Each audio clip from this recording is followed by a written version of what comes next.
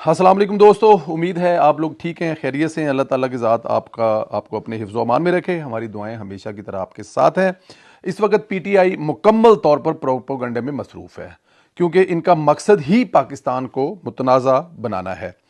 पाकिस्तान को आलमी सतह पर एक फेल स्टेट के तौर पर पेश करना है। ये आज की बात नहीं है, ये PMLN बड़ी देर से इस बात पर आवाज़ उठा रही है कि पाकिस्तान तहरीक इंसाफ का जो मकसद है वो पूरी दुनिया में, आलमी बरादरी में एक तो तनहा करना है, और एक फेल स्टेट के तौर पर कि पाकिस्तान एक फेल स्टेट है। और आपको पता है वो ये क्यों करना चाहते हैं, कौन सी ऐसी चीज़ है जो बड़ी, पंजाबी च कहते हैं कि चुभदी है सारिਆਂ ਨੂੰ।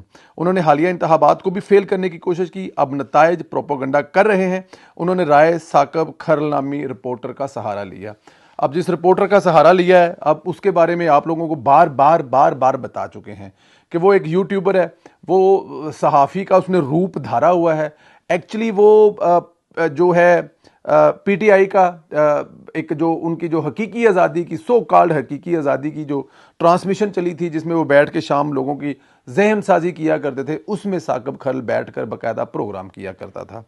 अच्छा, इसने लाहौर के किसी नामालूम प्रिंटिंग प्रेस पर जाकर एक ड्रामा शूट कर दिया और जेली पेपर बेल्ट छापे जा रहे हैं। इन जेली बेल्ट पेपर को नवाज शरीफ से जोड़ा जा रहा है, जो मेरी समझ से बाहर है कि उस हलके में, जिस हलके के ना वो रंग मिलता है, ना वो पेपर मिलता है, ना वो क्वालिटी है, तो उसको सिर्फ एक नॉर्मल पेपर पर एक प्रिंटिंग पे चलाकर कोई 1 घंटे के लिए किराए पर लेकर इस किस्म की जो फिल्म शूट की गई है, वो जाके आपको बताते हैं।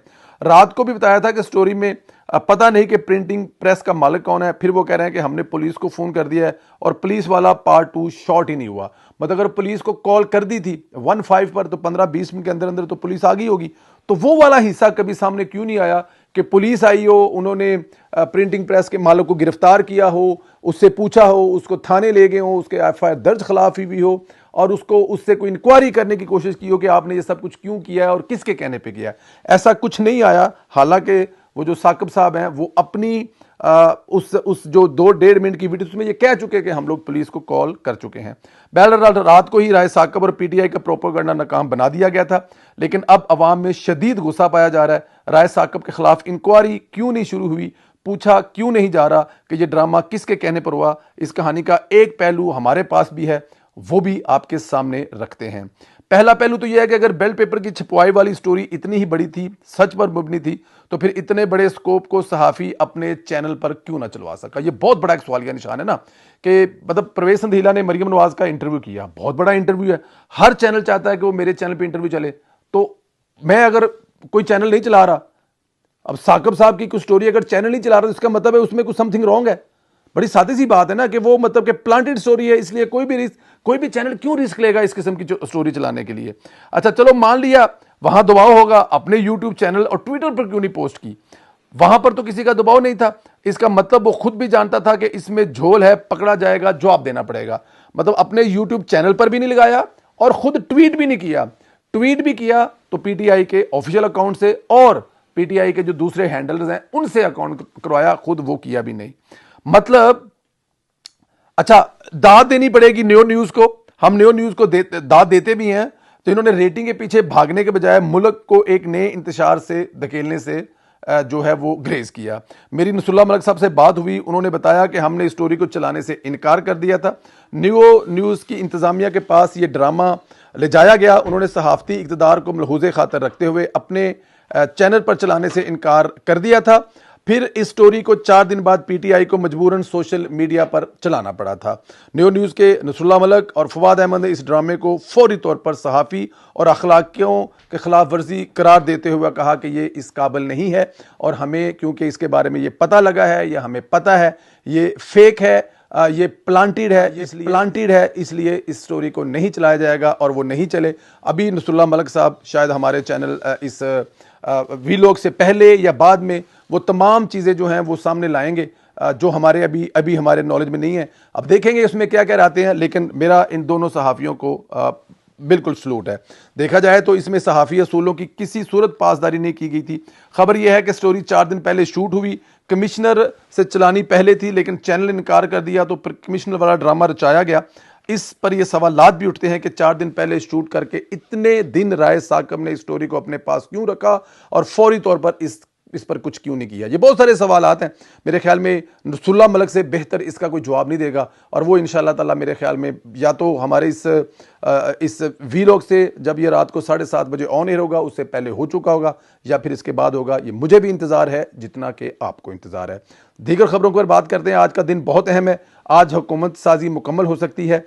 आज हतमी फैसले हो जाएंगे। मियां नवाज शरीफ इस्लामाबाद पहुंच चुके हैं, मुकम्मल सरगर्म हैं। डेडलाइन आज खत्म हो चुका है। नून लीग और पीपल्स पार्टी में हतमी मायदा सामने आएगा। ऐलान भी कर दिया जाएगा किसको क्या मिलेगा, कौन कहां पर अपनी खिदमात सर अंजाम देगा। जिसके बाद ये हैजान खत्म हो जाएगा। नून लीग एक बार फिर मुल्क को बहरानों से निकालने का बेड़ा उठाने के लिए बिल्कुल तैयार है। मियां नवाज शरीफ की इस्लामाबाद में मौजूदगी साबित करती है कि वो आज भी सियासत के बादशाह हैं। इनके बगैर कोई फैसला नहीं हो सकता। तो जो कह रहे थे नवाज शरीफ जो है वो सियासत से आउट हो गया है, उनके लिए भी एक मैसेज है कि जरा जाके अपना मुंह धो लो। मियां साहब अज भी बादशाह ने ते हमेरा बादशाह रहेंगे। इधर काजी फैसल ने भी डंडा पकड़ लिया है। बेजा मामलात में खलल डालने वालों को हाजिर होने का हुक्म कर दिया है। जी, इंतखाबात को कालअदम करार देने की एक दरखास्त किसी रिटायर्ड ब्रिगेडियर ने दायर की थी, जिस पर आज समाअत हुई। काजी साहब को बताया गया कि दरखास्त गुजार ने केस वापस ले लिया है। अच्छा, ये देखें इस कौम पर किस किस्म के अजाब आते हैं। इस इलेक्शन के लिए पिछले साल 1.5 साल से तैयारियां हो रही थी। इलेक्शन कुछ महीने लेट भी हुआ, इस पर बहुत उंगलियां भी उठाई गई, और अब जब के इलेक्शन हो गया है, इसमें कोई शक नहीं है कि इस इलेक्शन से कोई भी जमात खुश नहीं है।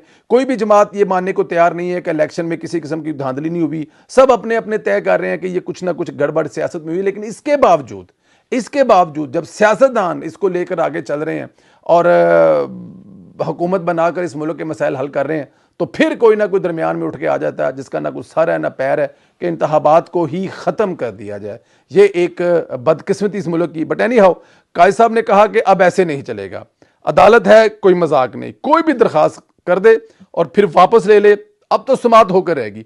बुलाएं उस रिटायर्ड ब्रिगेडियर को जिसने ये हरकत की है, और उससे पूछें कि ये दरखास्त उसने किसने दिलवाई उससे, और वो किसके कहने पर यह दरखास्त लेके आया है, और उसको इस इलेक्शन से क्या मसला है। काजी साहब ने अटॉर्नी जनरल को कहा कि मुतलका SHO को कहें कि फौरी तौर पर दरखास्त गुजार को पेश करें। खैर, दरखास्त गुजार का मोबाइल बंद था। फिर वजारत दाफा को हुक्म दिया गया, चूंकि दरखास्त गुजार रिटायर्ड ब्रिगेडियर है तो ज़रा इसे पेश करें। और अब थाने वालों से अगर ब्रिगेडियर साहब काबू ना आए तो हो सकता है फिर एक दस्ता भेजा जाए, वड्डियां 2 गड्डियां के नाल गार्ड, और वो ब्रिगेडियर साहब का तरला मिंद करके काजी साहब की अदालत में पेश करें। तो फिर काजी साहब वहाँ पर जो है वो राजा साहब जो है ना, हमारे राजा कबीर साहब, उनका कलम हाथ में पकड़ें और उनके अल्फाज में कुछ तरीही फैसला लिखें, और फिर मंजिदा पावा टूट जावे तो फिर ब्रिगेडियर साहब थले डिग पैन। ये बहुत सारी बातें हैं जो आने वाले दिनों में सामने आने वाली। ये होना भी नहीं चाहिए यार, खुदा का खौफ करें यार, चलने दे इस मुल्क को यार। क्या तबाही है। जिसका दिल करता है वो मतलब एक प्लांटेड स्टोरी करके आराम से छुप कर बैठ जाता है, और जिसका दिल करता है वो जाकर दरखास्त देता है। इलेक्शन का करार देने चाहिए। अल्लाह ताला की ज़ात आप लोगों को अपने हिफ्ज़ मान में रखे। मुझे ज़रा कमेंट करके ये बताएं कि राय साकब को क्या गिरफ्तार करना चाहिए, इससे इंक्वायरी होनी चाहिए, कमिश्नर को गिरफ्तार करना चाहिए, उनसे इंक्वायरी होनी चाहिए और पता लगना चाहिए कि इनके पीछे कौन है। अपने कमेंट्स करके जरूर बताएं। चैनल को भी जरूर सब्सक्राइब करें, बेल आइकन को भी प्रेस करें, और व्हाट्सएप ग्रुप में इस प्रोग्राम को भेजना मत भूलें ताकि ज़्यादा से ज़्यादा लोग इसको देख सकें। इजाज़त दें, अपना ख्याल रखें। खुदा हाफिज़।